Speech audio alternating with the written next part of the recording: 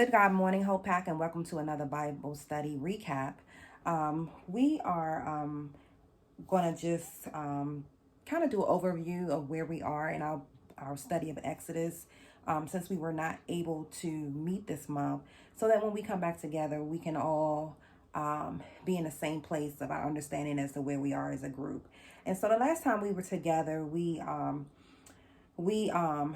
talked about the book of Exodus, and we kind of talked about that the Exodus of the Israelites, and we have been looking at how our own personal lives marries up with the Exodus of the Israelite people.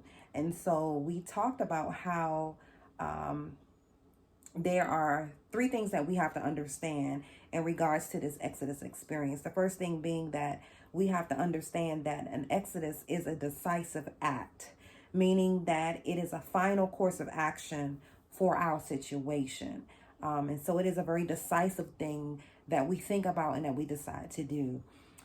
We also have to understand that in our Exodus that we have to have the ability to exit. And when I say ability, I mean we must have the physical, emotional, and mental power or capacity to leave. So that's what I mean when I say ability to exit. Because sometimes we don't have that ability to leave a situation, even though we know that we should. We also have to understand or have understanding as to why we need to exit and move on. We have to understand, we have to grasp the significance or importance as to why we must leave something behind and move on to a future endeavor. Also, we talked about how the exodus of the Israelites, when they actually finally was released, that in that exodus from Egypt, that it actually began a new journey for them. And so we talked about that journey process, and we looked at Exodus 12, chapter 12, verses 29 through 42, and this journey process. And so we looked at that journey process being three stages. Displacement, deliverance, and deployment were the stages that we looked at. And so when we were looking at the displacement part, we talked about how displacement or alludes to an unexpected forced movement that might involve physical removal, disposal, eviction, or expulsion. And so we looked at that. And in those verses that I gave you, Exodus 12, 29 through 42, verse 39 kind of jumped out at us. And when we are focusing on this displacement stage of the Exodus and in their new journey, how although Moses had been telling the Israelites that God was going to deliver them, that he was going to release them from their place of bondage, for whatever reason, in verse 39, we saw that they were not prepared. The scripture actually says that they hadn't even prepared food to eat. Now, and so sometimes our Exodus uh, experiences, as organized as we would like them to be, sometimes they're not that way. They can look displaced or disshuffled. And so we were looking at that like, okay, this looks really out of place. Like, why were they not ready? And so we looked at that aspect as being a place of displacement. And then we kind of thought, well, why were they displaced? Like, they were told. And we looked at the aspect of faith. Like, sometimes our faith is not where it needs to be, and so it causes us to be ill prepared, which then in turn causes us to feel a sense of displacement or disshufflement in our life experience.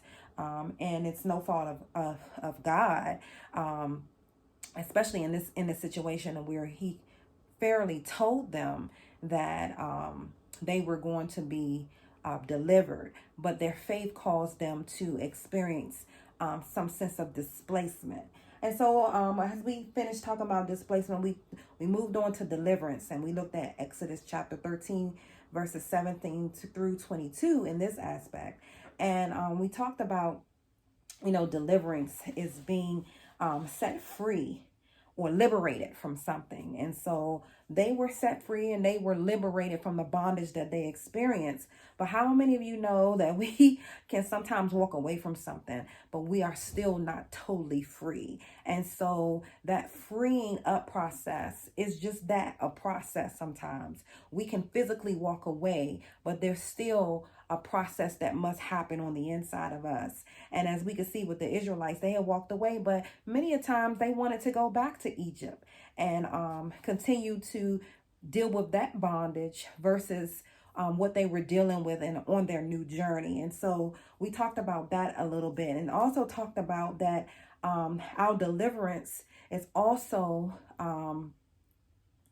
based on our obedience to God as well. And so we have to walk in that obedience to totally be set free in our experience. And then we finally talked about the deployment. And in that, we looked at Exodus 14, verses 5 through 29. And we talked about how when Pharaoh finally let the Egyptians go, then he realized that he had released them from bondage, that he deployed all of his army to go and get them and bring them back.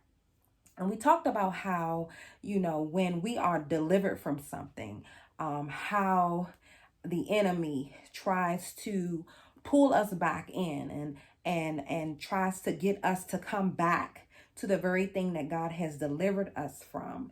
And so we were looking at it in that aspect of how in our personal lives that we have to be mindful, because we are free from something that the enemy has not deployed a plan for us to be reverted back to the thing that we have been delivered from. And we begin to thank God, because we saw that although the enemy had a plan, God had a greater plan of deployment for us. So much so that when the enemy was coming, God allowed us to continue in our deployment out of bondage towards the place of promise that he had for us. He had for the people of Israel, and how they continued on in their journey that God had dispatched and deployed them to. And he allowed the enemy to be destroyed, because God's plan and deployment for us is far much greater than anything that the enemy can deploy and plan against us. And so that's where we ended. God's plan will supersede any deployment that anybody has against us, and that his will in our lives will prevail. So I hope that I caught you up as quickly as I could, and I wasn't talking too fast to do so. But I look forward to seeing you guys in the next Bible study. Until then, you guys just be blessed.